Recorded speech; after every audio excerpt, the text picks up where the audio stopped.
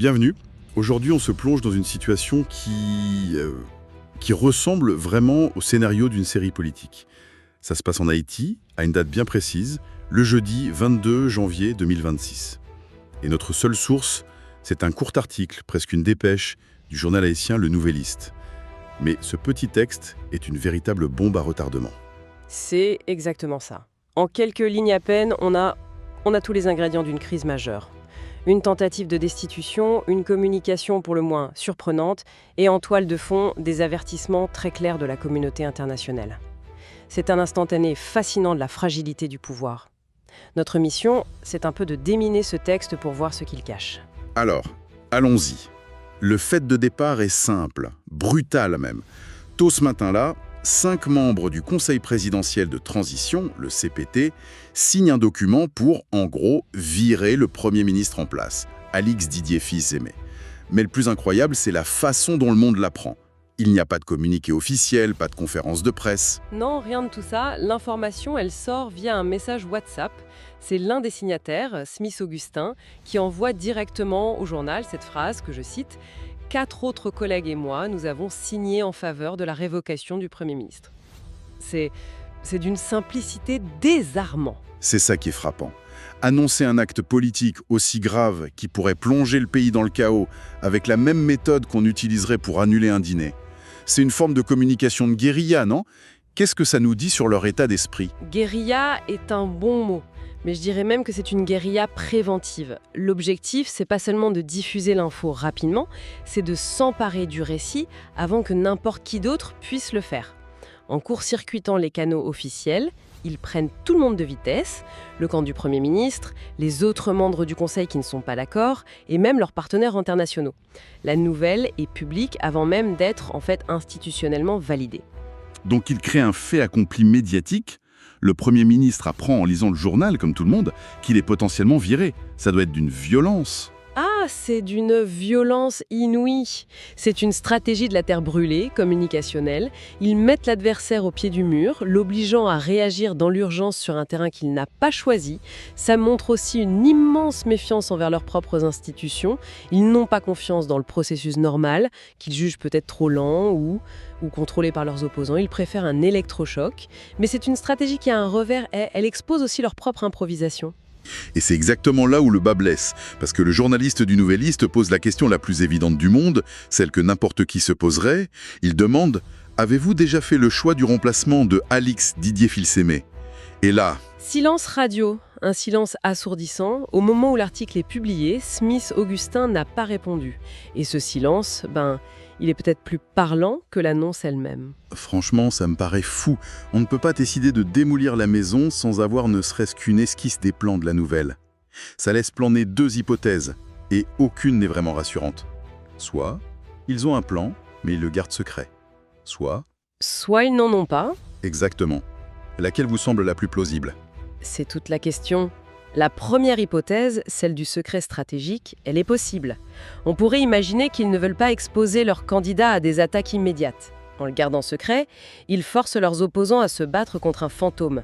C'est une tactique, mais elle est risquée, parce qu'elle nourrit l'incertitude et l'instabilité, ce qui est terrible dans un contexte de transition.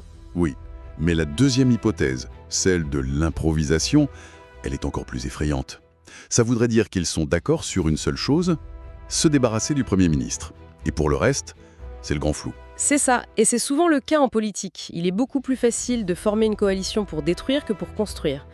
Ces 5 membres du CPT sont peut-être unis par leur opposition à Fils-Aimé, mais profondément divisés sur son successeur, sur la vision, sur le programme. Ce silence, ce n'est alors pas une stratégie, c'est le symptôme d'une division interne. Et c'est extrêmement dangereux. Créer un vide du pouvoir, même temporaire, dans un pays aussi fragile qu'Haïti, c'est ouvrir la boîte de Pandore. D'autant que si le plan était si solide, ils auraient pu communiquer autrement, non?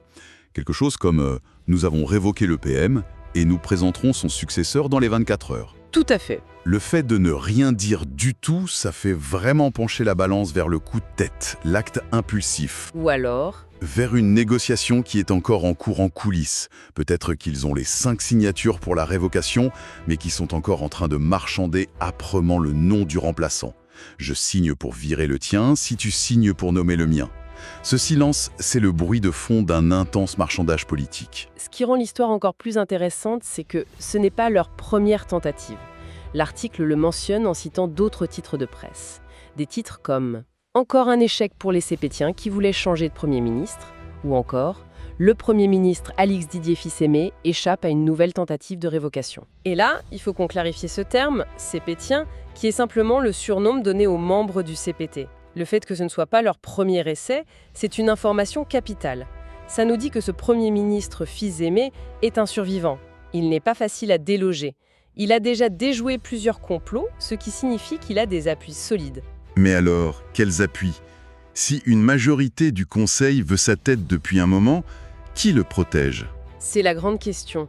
Ses soutiens peuvent être multiples, peut-être une partie de l'administration qui lui est restée fidèle, peut-être des acteurs économiques influents qui voient en lui un garant de stabilité, ou du moins d'un certain statu quo qui les arrange. Ou alors, et c'est une piste cruciale, des soutiens à l'international qui ne veulent pas le voir partir.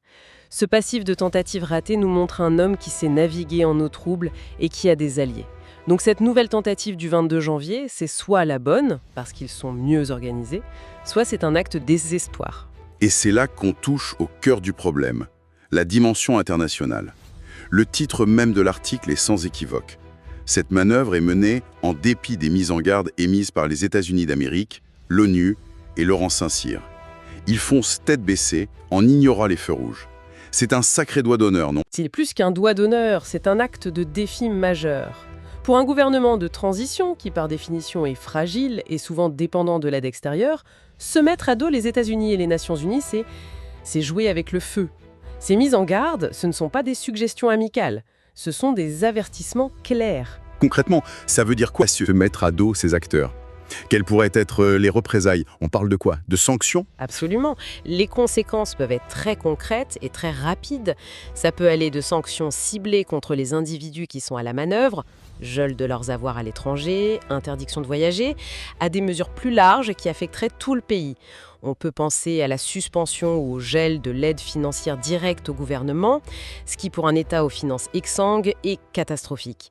Ça peut aussi être une non-reconnaissance diplomatique du nouveau gouvernement, ce qui l'isolerait complètement sur la scène internationale. En gros, il risque de couper les vivres et le téléphone en même temps. D'accord. Donc le message qu'ils envoient, c'est « Nous sommes souverains et nous décidons pour nous-mêmes », mais le risque, c'est de se retrouver seul au monde et sans argent. C'est exactement ce pari. C'est une affirmation de souveraineté très forte, mais qui peut coûter extrêmement cher au pays. Et puis il y a un autre élément de contexte, une autre citation de titre de presse dans notre source qui change toute la perspective. La voici. Très sévère mise en garde des USA au CPT à quelques jours de la fin de son mandat.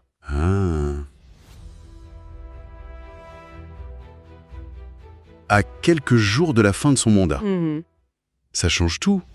Ce n'est plus juste une lutte de pouvoir, c'est une course contre la montre. Précisément. Ce détail est la clé de voûte de toute l'affaire. Ces membres du CPT sont sur le point de perdre leur pouvoir. Leur temps est compté. Cette tentative de révocation n'est donc pas une simple manœuvre politique, c'est potentiellement leur dernier acte. Ils essayent de façonner l'avenir politique du pays dans les derniers instants où ils en ont encore le pouvoir légal. C'est une tentative de placer leur pion, peut-être un Premier ministre qui leur sera plus favorable, juste avant que le rideau ne tombe sur leur propre mandat. D'accord, si on assemble toutes les pièces du puzzle, l'image qui se dessine est assez explosive. On a une faction d'un conseil de transition, en toute fin de course, qui utilise une communication de guérilla via WhatsApp pour tenter de renverser un Premier ministre qui a déjà prouvé sa résilience. Et ils font ça sans plan de succession clairement annoncé, tout en défiant ouvertement leurs principaux partenaires internationaux. C'est soit un coup de génie extraordinairement audacieux, soit un suicide politique complet. C'est le tableau d'un processus politique au bord de l'implosion. Toute la tension se cristallise ici. D'un côté, la volonté de cette faction d'imposer un dernier rapport de force, de laisser son empreinte. De l'autre, le risque immense de faire dérailler totalement la transition et de plonger le pays dans un chaos institutionnel et diplomatique encore plus profond.